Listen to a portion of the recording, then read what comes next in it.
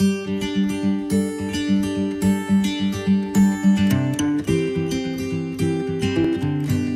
Morning students. आज हम कक्षा 6 में चित्रालेख से संबंधित प्रश्न देखेंगे। आंकड़ों को व्यवस्थित करने का हमारे पास एक और तरीका चित्रालेख है।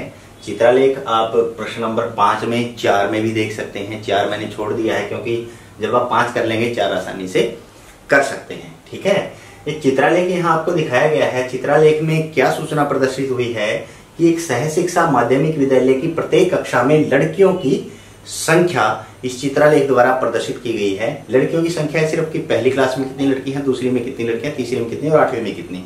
ठीक है, और चित्रालेख बनाने के लिए एक पैमाना इन्होंने दिया है कि जो एक चित्र है, चित्रालेख हमेशा चित्रों द्वारा प्रदर्शित किए जाते हैं और ये पैमाना लिया जाता है कि एक चित्र के बराबर कितने विद्यार्थी, लड़के लड़कियां, कुछ भी वो जो सामग्री ले रहा है, जो सूचनाएं जिस हिसाब से ले रहा है, वे कितनी प्रदर्शित की गई हैं। यहाँ पे एक लड़की की फोटो के बराबर लिख रखा कि 4 लड़कियां, अर्थात एक चित्र यदि हमें लड़की का दिखाई दे तो हमें समझ जाना चाहिए कि एक चित्र 4 लड़कियों के बराबर हैं। तो यहाँ पे ये दे रखी है, जैसे कि पहली क्लास के अंदर आपको कितने चित्र दिखाई दे रहे हैं, 6 चित्र दिखाई दे रहे हैं। बिल्कुल सही। तो पहली क्लास में लड़कियां कितनी हो गई, जब एक चित्र 4 के बराबर है, 4 लड़कियों के बराबर, तो पहली क्लास में लड़कियां कितनी हो गई,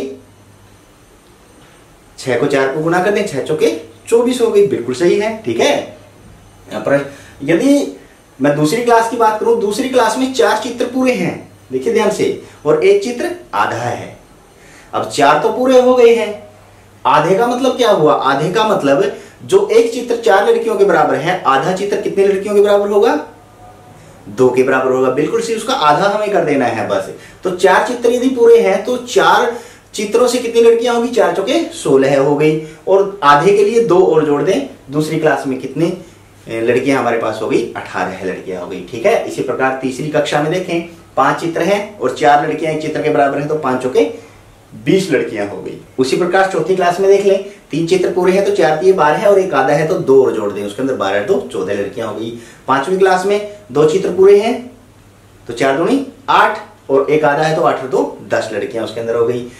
छठी कक्षा में 4 चित्र हैं, कितनी लड़कियां होगी, 4 चौके 16 लड़कियां हो गई। 7वीं कक्षा में 3 चित्र हैं और एक चित्र 4 लड़कियों के बराबर, तो 4 दिए 12 लड़कियां हो गई।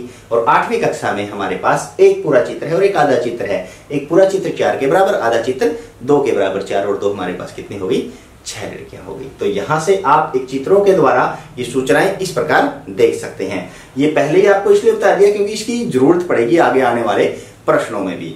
अब इस चित्रालेख को देखकर हमें यहाँ पे इन प्रश्नों के उत्तर देने हैं। चौथा प्रश्न आप आसानी से कर सकते हैं, इसको यदि देखेंगे तो, किस कक्षा में लड़कियों की संख्या न्यूनतम है। लड़कियों की संख्या न्यूनतम का मतलब जिस कक्षा में आपको चित्र कम दिखाई दे रहे हैं उसमें न्यूनतम लड़कियां होंगी।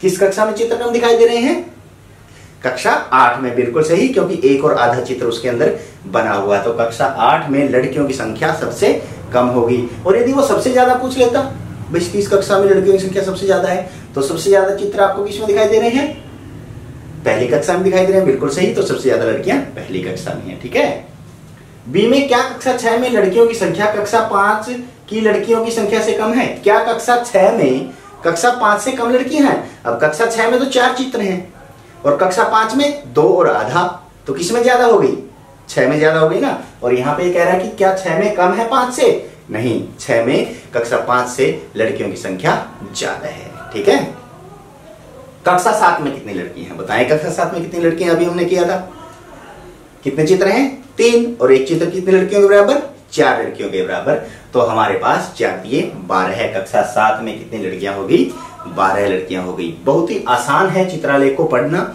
और चित्रालेख ये आपको अच्छे से समझ में आ ही गया होगा। अब इससे संबंधित चौथा प्रश्न आप आसानी से कर सकते हैं। छठा प्रश्न हम अगली वीडियो में करेंगे, उसको देखने के लिए हमारे साथ बने रहें। तब तक के लिए बाय बाय।